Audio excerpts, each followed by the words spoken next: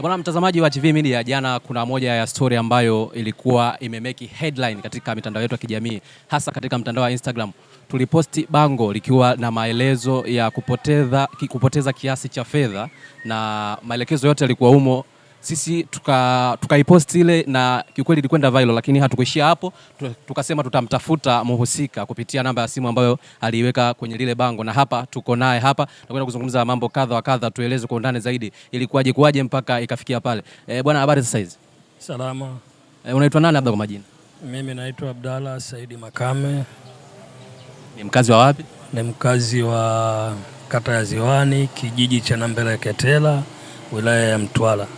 Bwana, ile taarifa sisi tulipata kupitia makundi sogozi, wanasema kwenye magrupu ya WhatsApp, tukiona bango lile likiwa linasambaa, tukasema hapana, ngoja tuitafutie taarifa hii kwa undani zaidi. Pengine sisi tunataka kujua kwamba kwenye ile scenario, kwa maana ilikuwaje, kwa maana ulipoteza fedha ama uliibiwa, ilikuwaje? Tuambie. Mimi pesa nilipoteza nikiwa nimetoka benki. Mimi ni mjasiriamali na mfanya biashara na duka, lakini pia nafanya biashara ya mitandao ya kifedha na natoa huduma za kibenki pale, mitandao ya simu. Kwa hiyo nimeenda benki, nimeenda NBC, nimetoa 2,250,000, nikatoka nikaenda NMB nikatoa 1,500,000. Kwa hiyo zote zikawa kwenye bahasha moja, nikawa nimeondoka kuelekea kijijini ninakoishi. Kwa hiyo kwenye bahasha kulikuwa na kiasi kama jumla ilikuwa bei gani? Shilingi 4,000,000. Mlikuwa na shilingi 4,000,000 ambayo nimetoka nayo benki. Kwa maana ulipoteza ukiwa njiani au ilikuwa? Nilipoteza nikiwa njiani. Kilichofanyika, tangia niko benki nilikuwa najisikia kama na mkojo, naenda kujisaidia, lakini kwa mazingira mjini nikasema kwa vile sasa hivi nimeshahitimisha mambo yangu, naenda kijijini, nitaangalia mbele ya safari wapi patanisaidia kusimama nikakizi haja yangu. Kwa hiyo nilichokifanya, baada ya kufika mlima mkubwa wa Mangamba, nikasimamisha pikipiki. Ile bahasha nilikuwa nimepakata, nikachukua nikaiweka juu ya boksi ambazo nilizibeba kwenye pikipiki.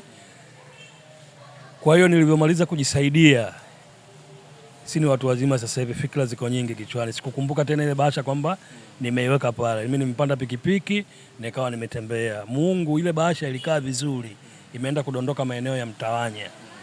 Kwa hiyo ilipodondoka ndio watu wakaiokota, lakini siku ya pili mimi ndio nikaenda kutoa taarifa msikitini pale Mtawanya, wakatangaza msikitini, lakini pia nikaweka bango. Na niliweka bango kwa sababu nilienda kwa wataalamu, maana unajua tena tunaishi kimila. Nilipokwenda kwa wataalamu wakaniambia, kabla hujafanya chochote, hebu toa taarifa. Inawezekana huyo mtu aliyeokota hana nia mbaya, inawezekana ikawa mwenyewe hakufahamu, akawa anashindwa wapi arejeshe pesa. Japo sheria za nchi zinatuambia kwamba unapookota kitu cha mtu unatakiwa ukipeleke kwenye serikali, lakini inawezekana mtu mwingine amekaa nacho anasubiri mwenyewe ampatie. Kwa hivyo nikapokea ule ushauri wa mganga, aliniambia nitoe tangazo ndani ya wiki moja, kama hamna mtu ambaye amejitokeza nirudi kwake. Kwa hiyo mimi nikafanya hivyo, ndio nikachukua tahadhari ya kuweka lile bango. Baada ya kuweka lile bango, kilichofuata ndio nikasikia tu minong'ono ya pesa imeokotwa Mtawanya. Wale waliokuwa wananipigia simu, watu wa Mtawanya wale wakawa wanawalenga kabisa ambao wameokota ile pesa, kwamba pesa imeokota fulani, lakini mimi sijawaendea indirect. Kwa hiyo nimetumia utaratibu wa kutoa tangazo msikitini. Asubuhi yake napigiwa simu na mwenyekiti wa mtaa. Kwa hiyo nilivyokwenda, akawaita wale watu wahusika, wakaja wakanirejeshea 1,000,000, ila kulikuwa na maelezo mengi ambayo mimi sioni kama yatakuwa yananisaidia.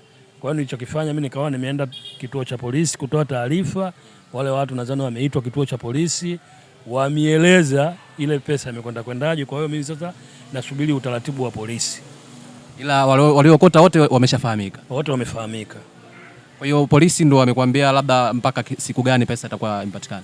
Liko chini ya polisi. Kwa hiyo utaratibu wa kipolisi ni wa kisheria.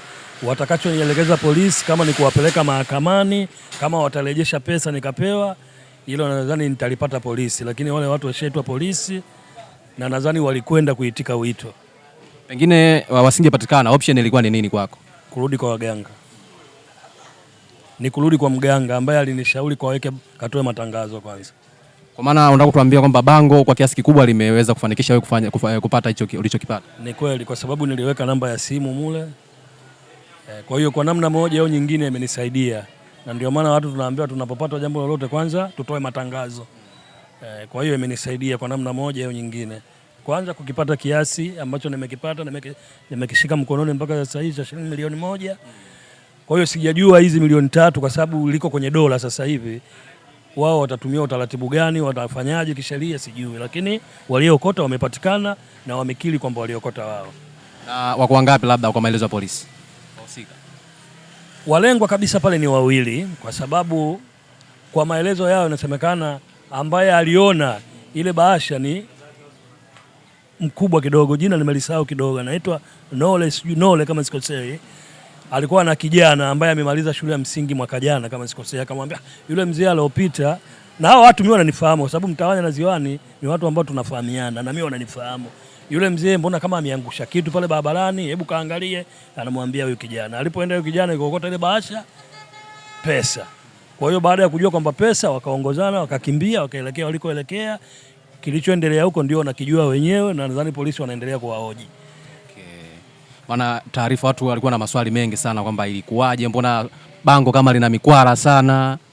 Hapana, ni taarifa tu, kwa sababu kama ningekaa kimya haya yaliyopatikana yasingejitokeza, na ndio maana tumetoa taarifa. Lakini bado niweke tahadhari kwamba unapookota mali ya mtu unatakiwa uipeleke sehemu zinazostahiki za kisheria, kwa sababu mali ya mtu ukiokota sio ya kwako. Bwana, mimi nikushukuru sana kwa muda wako na kwa kutufafanulia hili kwa undani sana. Sawa, asante, nashukuru. Bwana, hayo ndio yaliyojiri kutokana na lile bango ambalo tulikuwa tumeliposti jana likiwa na maneno kupotea kwa hicho kiasi cha shilingi milioni 4, huku akitaka aliyeokota kukirejesha, maana aliweka na mawasiliano ya simu pale. Tumeweza kumsikia akieleza kwa undani kabisa hapa baba yetu ndugu Makame kutokea kule Ziwani. Langu jina ni Heri Abdalla na hii ni Chivihi Media, nikusii kuendelea kusubscribe, kulike, share na kucomment YouTube channel yetu ili usipitwe na habari hizi, lakini pia tunapatikana katika mtandao wa Instagram, TikTok pamoja na Facebook. Utatufollow huko pia ili usipitwe na habari zetu. Asante na kwaheri.